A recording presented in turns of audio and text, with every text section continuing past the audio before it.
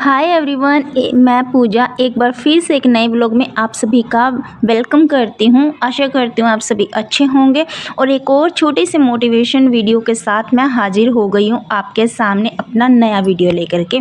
और please video को full watch कीजिएगा। कुछ ना कुछ इन्फॉर्मेशन मैं हर एक ब्लॉग में आपको देती रहती हूँ, लेकिन छोटा सा वीडियो है तो प्लीज़ फुल वॉच कीजिएगा, तभी आपको वीडियो का जो माध्यम है वो समझ में आएगा। अच्छा, सबसे पहले कभी आपने ध्यान दिया है, कुछ घर ऐसे होते हैं, यहाँ पर मैं बात अमीरी की नहीं कर रही हूँ, बात बड़े घर की या छोटे घर की या गरीबी की बात नहीं कर रही हूँ, लेकिन कुछ ऐसे घर होते हैं जहाँ पर डेली साफ़ सफाई होती है, ज़रूरत की सभी चीज़ें मौजूद होती हैं, डेली झाड़ू पोछा होता है, डेली साफ़ सफाई के कार्य होते हैं, सब चीज़ें अपने अपने टाइम पर होती हैं, लेकिन फिर भी वो थोड़े से अव्यवस्थित घर लगते हैं और उन घरों के अंदर जाते ही हमें भारीपन सा लगने लगता है। ऐसा पता है क्यों लगता है? क्योंकि हम डेली लाइफ में कुछ चीज़ों को फॉलो नहीं करते हैं। तो चलिए शुरुआत करते हैं आज के इसी वीडियो की। और कुछ घर ऐसे होते हैं जो छोटे होते हैं, बहुत कम चीज़ें वहाँ पर होती हैं, लेकिन सभी चीज़ें व्यवस्थित होती हैं, अपनी जगह पर होती हैं, और उन घरों के अंदर जाते ही हमें एक अपनापन सा, हमें एक सुकून सा मिलता है। क्यों ऐसा क्यों होता है? ऐसा इसलिए होता है क्योंकि वहाँ पर रहने वाले लोग या वहाँ पर रहने वाली गृहिणी, ये वहाँ पर रहने वाले उस गृहिणी के बाकी के फैमिली मेम्बर सब चीज़ों को जहाँ से उठाते हैं वहीं पर रखते हैं, और ऐसा उनके घर में पूरे तरीके का मैनेजमेंट होता है। वही वो अपने बच्चों को सिखाते हैं, वही वो खुद फॉलो करते हैं। मैं यहाँ पर किसी डीप क्लीनिंग की बात नहीं कर रही हूँ, किसी होम मैनेजमेंट की बात नहीं कर रही हूँ बड़े, कि हमें बहुत बड़े बड़े रूल फॉलो करने हैं, हमें डेली साफ़ सफाई करनी है या फिर डेली हरदम ओसीडी पाल के रखनी है, ऐसा कुछ भी नहीं कह रही हूँ मैं। लेकिन एक छोटे छोटे से ऐसे नियम होते हैं जो हमें डेली लाइफ में फ़ॉलो करने रहते हैं। ऐसा होता है जब हम जैसे अपना वॉशरूम क्लीन कर देते हैं, लेकिन उसके बाद हमारे फैमिली मेम्बर वॉशरूम यूज़ करते हैं। हम जब वॉशरूम यूज़ करके आते हैं, वहाँ पर सीधा वाइप करके आते हैं, वहाँ का जो वॉश बेसिन रहता है उस पर जैसे कि हम ब्रश करते हैं, वहाँ पर पेस्ट के निशान रह जाते हैं, उसको तुरंत से हम साफ़ कर देते हैं। लेकिन जो फैमिली मेम्बर बाकी के रहते हैं वो ऐसा नहीं करते हैं, तो आपकी सफाई का कोई फ़ायदा नहीं है।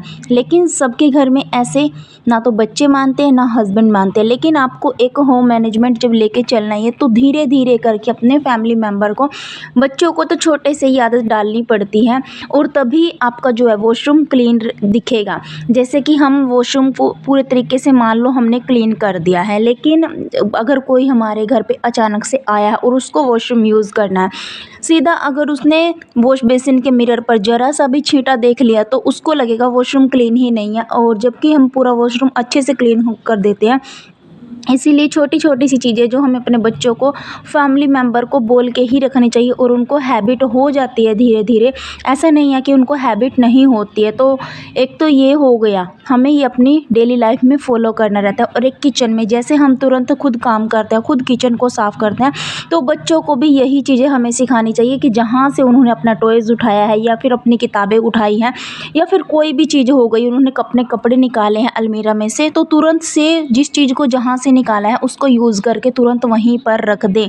ये एक बहुत बड़ा एक अलग तरीके का, आपको पता भी नहीं चलेगा कि जैसे चीज़ें हर रोज़ व्यवस्थित आप रखते हो वैसे ही आपकी रखी रहेंगी। अगर सफाई को मैनेज ना किया जाए, सफाई तो हम कर देते हैं, लेकिन सफाई को कायम कैसे रखें? सफाई को कायम तभी रखा जाएगा जब बाकी के फैमिली मेम्बर भी इस रूल को फॉलो करेंगे। और हाँ, एक और चीज़ गाइज़, दूसरा क्या होता है हमारी लाइफ में, हम हर रोज़ एक नए काम की शुरुआत करते हैं, लेकिन जो हमारे पेंडिंग काम रहे होते हैं, चाहे वो सिलाई का हो या फिर कोई बुनाई का काम हो, पेंडिंग काम को पहले पूरा करना हमारी ज़िम्मेदारी है, ताकि वो घर में बर्डन ना बढ़े।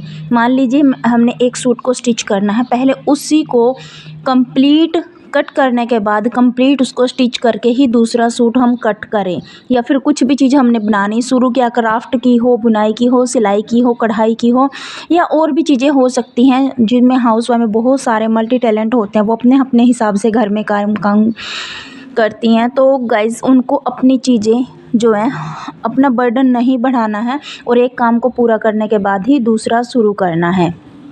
और हाँ गाइस, जब भी हम कहीं मार्केट में जाते हैं, मेले में जाते हैं या फिर हमें कोई भी चीज़ ऑनलाइन दिख जाती है, हम तुरंत से उसको ऑर्डर कर देते हैं, लेकिन ये नहीं देखते हैं कि हमारे घर में उसको रखने का स्पेस है या नहीं, या फिर हमारे घर में कोई चीज़ टूट गई है तो वो चीज़ हम नहीं लेके आए हैं, फिर तो अलग बात है। अगर ऐसे ही उठा लाए या कुछ भी चीज़ें पसंद आ गई हैं, एक तो वो आपके बजट के बाहर हो जाती है, वो फालतू का खर्चा हो जाता है। और दूसरा, घर को सुंदर बनाने के लिए मुझे नहीं लगता ऐसा कि घर को सुंदर बनाने के लिए महंगी चीज़ें खरीदना ज़्यादा ज़रूरी है।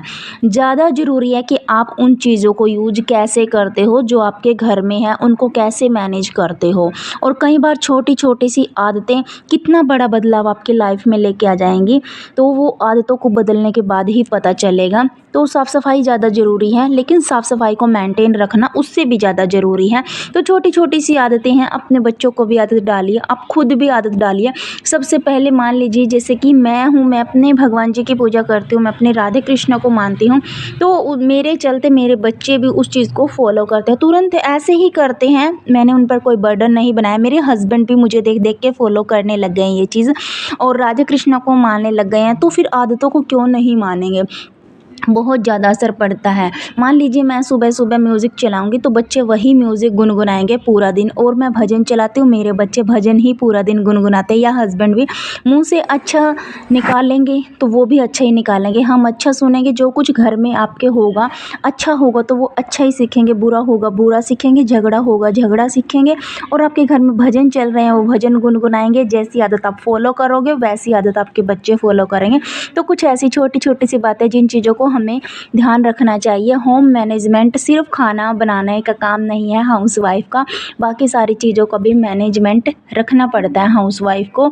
और घर को सुकून देने वाली और घर को बर्डन बनाने वाली सिर्फ एक हाउसवाइफ ही होती है, जो अपने हिसाब से मैनेज करते हैं। आज का वीडियो कैसा लगा? राधे राधे।